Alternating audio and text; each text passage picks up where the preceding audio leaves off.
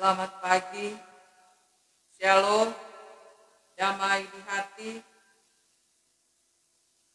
Hari ini, Kamis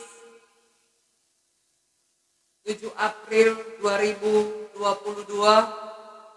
saya Pendeta Ellen Korengkeng Rambing dari Gedung Gereja Gemision Madidir Pure mengajak Bapak Ibu Saudara-saudara untuk dapat beribadah di pagi hari ini. Kita lakukan Kidung Jemaat nomor 13 ayat 2. Kidung Jemaat nomor 13 ayatnya yang kedua, Yesus Kristus Tuhan yang membawa keselamatan. Yesus Kristus Tuhan yang membawa keselamatan. Yesus Kristus Tuhan yang membawa keselamatan, lahir dalam dunia ini, mati tapi bangkit lagi. Kaulah juru selamat kami. Mari kita berdoa. Terpujilah Engkau, ya Tuhan Allah, Bapa kami di dalam sorga. Dalam perkenanan-Mu, kami semua boleh menikmati hari yang baru.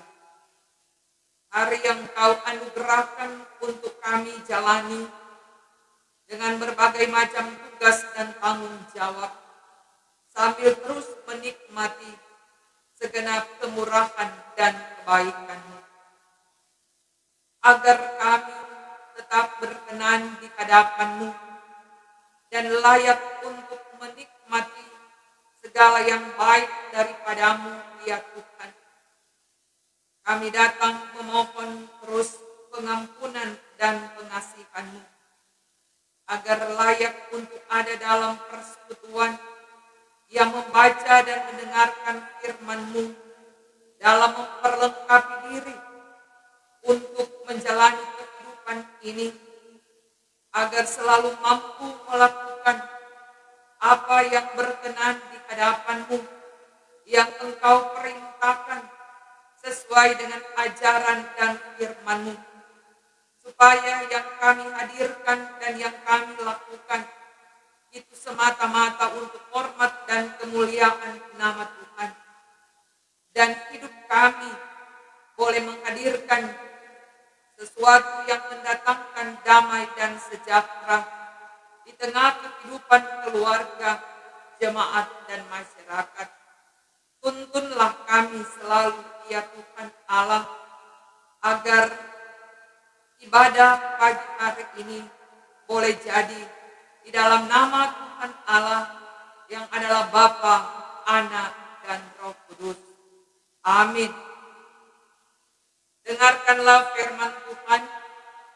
firman Tuhan yang terdapat di dalam Markus pasal 15. Markus pasalnya yang ke-15 ayat 9 dan ayat 10. Markus pasal 15 ayat 9 dan ayatnya yang ke-10 yang berbunyi begini. Ia memang mengetahui bahwa imam-imam kepala telah menyerahkan Yesus karena dengki. Tetapi imam-imam kepala menghasut orang banyak untuk meminta supaya Barabaslah yang dibebaskannya bagi mereka.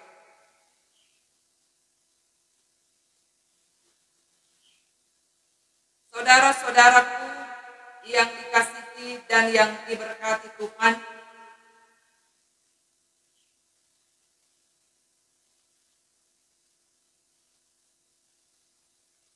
kita sangat mengucap syukur sebab hari ini kita semua ada dalam perkenanan Tuhan. Kita dapat menikmati terus kebaikan Tuhan. Bahkan kita boleh beribadah lagi di pagi hari ini. Perenungan firman Tuhan di pagi hari ini hendak menunjukkan bahwa walaupun Pilatus mau berbaik hati untuk membebaskan Yesus dari ancaman hukuman mati akibat tuduhan yang tidak terbukti kesalahannya, tetapi pada kenyataannya Pilatus tidak mau menghadirkan keadilan dan kebenaran terhadap Yesus. Pilatus sangat mengetahui bahwa para imam kepala telah merancangkan sesuatu yang jahat terhadap Yesus, yaitu hukuman mati.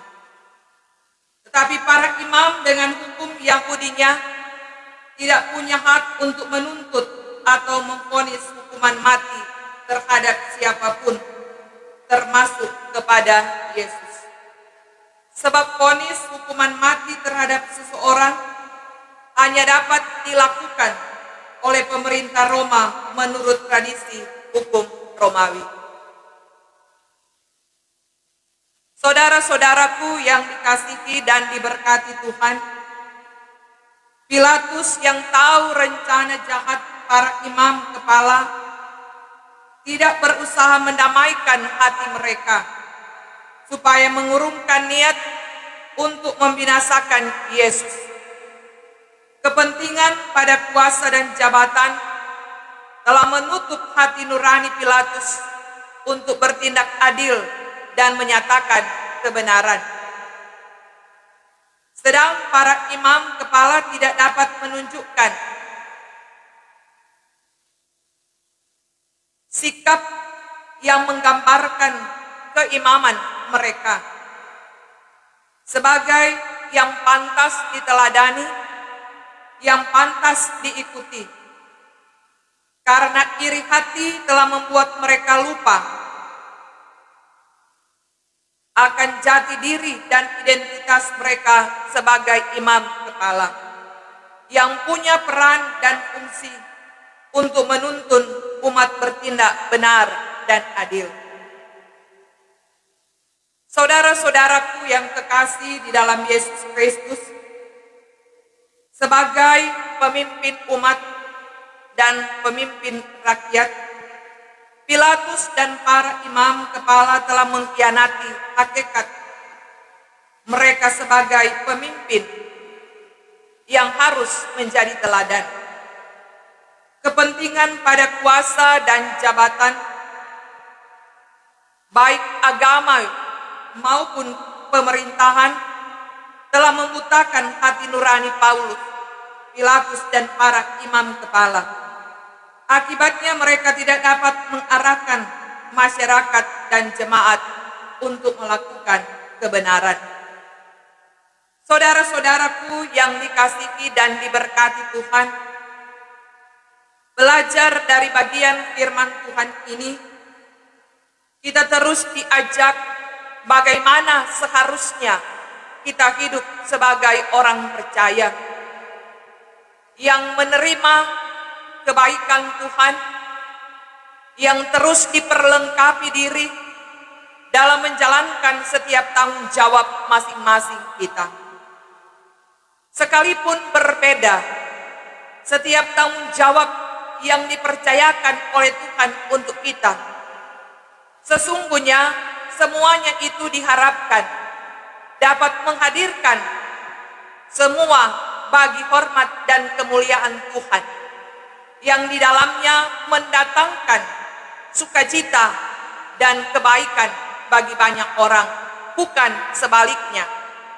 Hanya demi kepentingan diri sendiri, rela mengorbankan orang lain agar nafsu dan keinginan dalam memiliki semua yang kita inginkan, itu boleh kita miliki sekalipun kita harus mengorbankan orang lain bagi kesenangan dan keinginan kita semata. Kita terus diajarkan jangan pernah mengabaikan hati nurani kita dalam melaksanakan kebaikan. Jangan terjebak pada situasi hanya karena ingin menyenangkan satu kelompok, kita mengorbankan kelompok yang lain. Hanya untuk menyenangkan satu orang, kita mengorbankan orang yang lain. Yang pada akhirnya, sesungguhnya yang kita nikmati itu bukan suatu yang kekal dan abadi, tetapi justru membawa kita pada kehancuran abadi.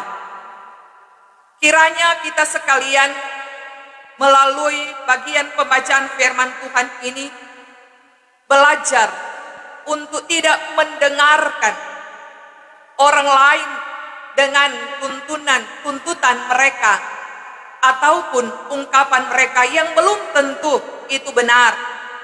Tetapi marilah kita memakai hati nurani kita sambil bertitik tolak dalam firman Tuhan. Karena firman Tuhan tidak pernah salah.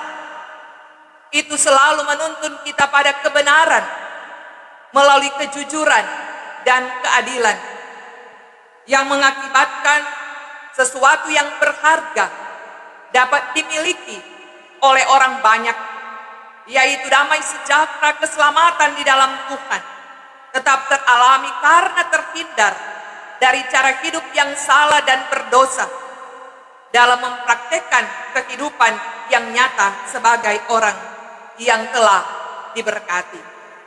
Terpujilah Tuhan yang akan menolong dan memampukan kita untuk mengerjakan segala pekerjaan, baik di tengah keluarga rumah tangga kita, dengan tetap melihat bahwa tanggung jawab kita dipercayakan oleh Tuhan untuk mendatangkan kebaikan, bukan hanya untuk kita, tapi juga untuk orang banyak.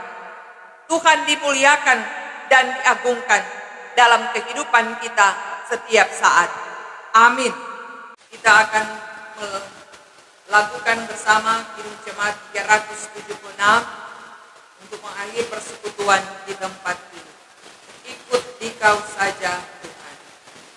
Ikut dikau saja Tuhan, jalan damai bagiku.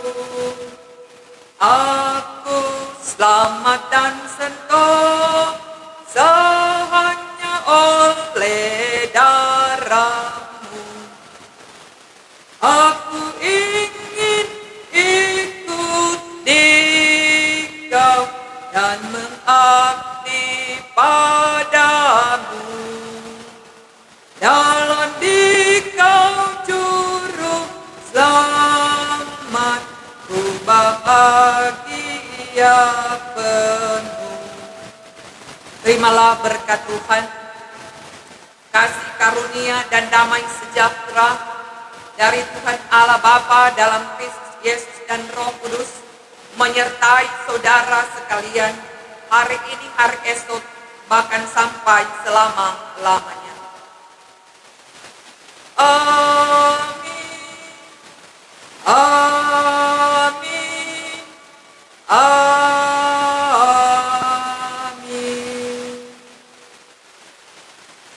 Demikianlah ibadah syukur di pagi hari ini telah selesai. Tuhan Yesus memberkati. Shalom, damai di hati.